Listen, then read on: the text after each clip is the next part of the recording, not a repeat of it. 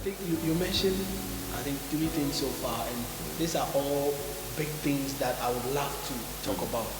But I think I'll have to take it one at a time. The first one you mentioned, if you look out for someone who is a Christian, who is a believer, you see, we find in our churches today young women who are looking forward for Christians to marry. And they come to the church and they see a young man who is so devoted to the church and church activities. And when they marry them, then they realize they've gone to marry the beast himself. Now, the question I want to ask, how do you tell that this individual is indeed a believer as he portrays to be? So that you don't make that mistake of going to realize living with the beast than the Christian you thought you were married to. I think that is the whole essence of dating. The whole essence of dating is to find out some of these things. So when you go out dating, definitely you talk about some subjects. So what do you talk about, for example? I would say that that is the time that you inquire to find out the person's faith in the Lord. You can do so by telling the person how you became a Christian. At a point in your conversation, you chip in how you became a Christian. And if the person is the Christian, the person may probably tell you his salvation. And if the person doesn't even say it, and he goes ahead, talk about other things, then you could actually ask him directly. I told you how I became a Christian. Could you also tell me how you became a Christian? And that would give you the assurance whether the person is truly saved or not. If the person is saved, you probably may want to witness to the person, which is good. But then if you use your conversation during the period of dating very well, you could ascertain whether the person is a Christian or is not a Christian. So the use of communication is very important. What you talk about during dating. So I think the second point you mentioned, I think you look at you determine whether the person is a Christian, and whether he's a good Christian. Whether he's a good Christian. Yeah, someone could be a Christian, saved, but it's one thing being saved, it's one thing living a Christian. He's a Christian, all right, but the question is he living a Christian? Is he being a Christian enough? Or the living also should complement? It is very, very important that you get a good Christian. A person who follows the Lord. A person who loves the Lord. A person who is serving the Lord in the church. Who is active in ministry of the local church. It is important that you look out for such a person. And the question is, how do you know, for example? If you go out on a date and say the person orders liquor, instantly you have to put a question mark. Would a good Christian be ordering liquor and so on and so forth? So those are some of the things. Watch out for the conversation that the person talks about. What is the person's interest? Is it the Lord? Or he is talking about anything else outside of the Lord? So those are the things that you will find out. And if you know what you want and you want to find that one out in the person, you can direct the conversation along the lines of what you want. So you know that, okay, I want a Christian who is serving the Lord. Okay, and then you are out on a date. Let's say you go to a restaurant, you order some food, you are waiting for the food to come. Then you begin to talk about the ministries that you are involved in the church and how much you enjoy serving the Lord in those ministries. If the person also is involved in a ministry in the church, it becomes an opportunity for the person to talk about his ministry in the local church that he is involved in. But if the person doesn't talk about it, the person change the subject, then you could also redirect the person. Okay, I told you that I was a chorister. What particular ministry are you involved in your local church? That is assuming the person you are dating is not in your church. But if the person is in your church, you probably know whether this guy is involved in ministry at all and the extent to which he's involved in ministry. So as you go ahead with your conversation and you talk about ministry, you talk about how much you love the Lord, you talk about, you could for example, talk about your devotion for the morning. This is the passage that we read for the morning. This is how the Lord used it to minister to my heart. Now, if the gentleman is bored, he's not interested in devotion. Obviously, you have to put a question mark on his devotion to the Lord. So those are some of the things that you can find out.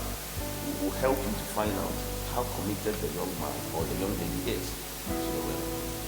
Okay, thank you very much. Viewers, once again, you're watching Bethel Community Baptist Church TV, and we have a time with Reverend Frank Chumbensa as we have been talking about relationships that lead to marriage, and we've so far been talking about dating.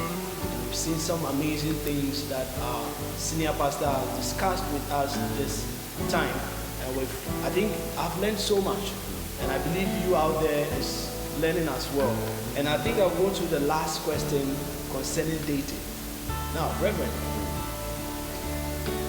does age really matter when it comes to, as in your course of dating, choosing who would be your life partner?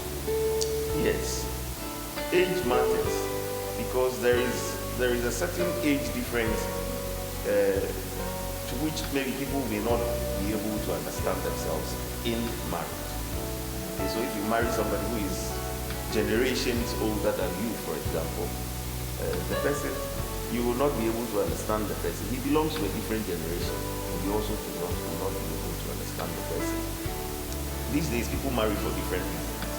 So you will find maybe an old man, an older man, he has gotten his marriage, his money, and he wants a younger lady, a much younger lady, to be his life partner.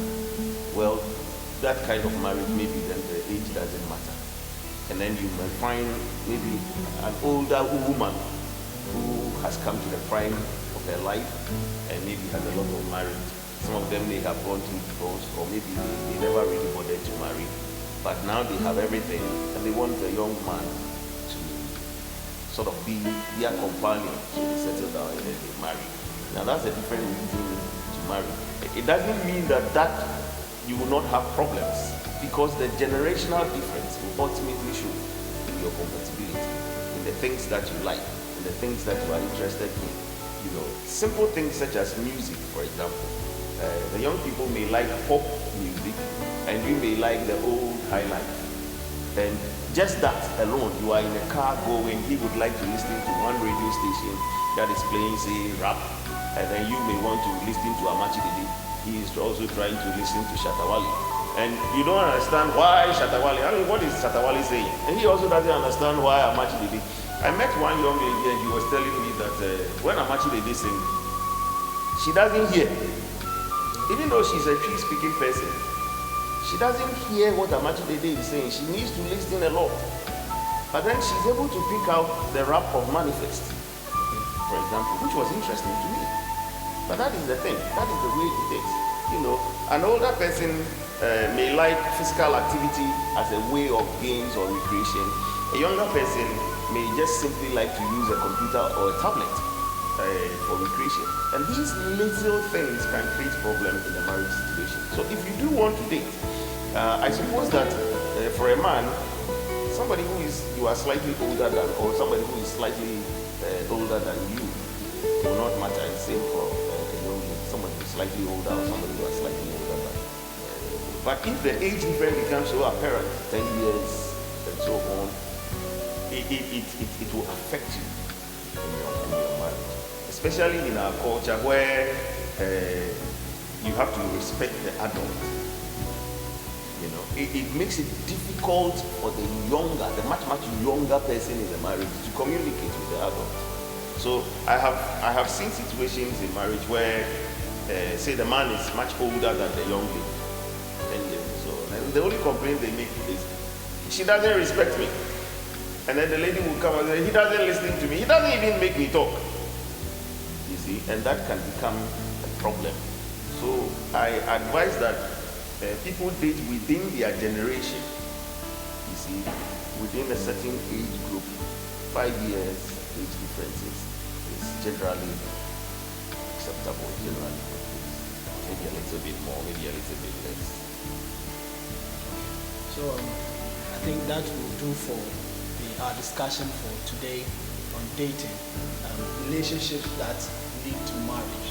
As we look at dating, I think in our next episode we'll be looking at some other aspects of dating when we tend to delve into the aftermath of dating, when you have made a decision for that partner. I think that is also another journey that one has to go through after you've chosen the partner. And I think we will do that in our next discussion, in our next episode. So thank you very much for joining us this day, Reverend Fanchum, for the opportunity and also the insight you've given us on the subject of dating. Thank you so much, viewers. We pray that you will continue to watch this channel, even as we bring you good and insightful knowledge on how to choose a partner. My name is George Uwai Mensah, and I'm your host. God bless.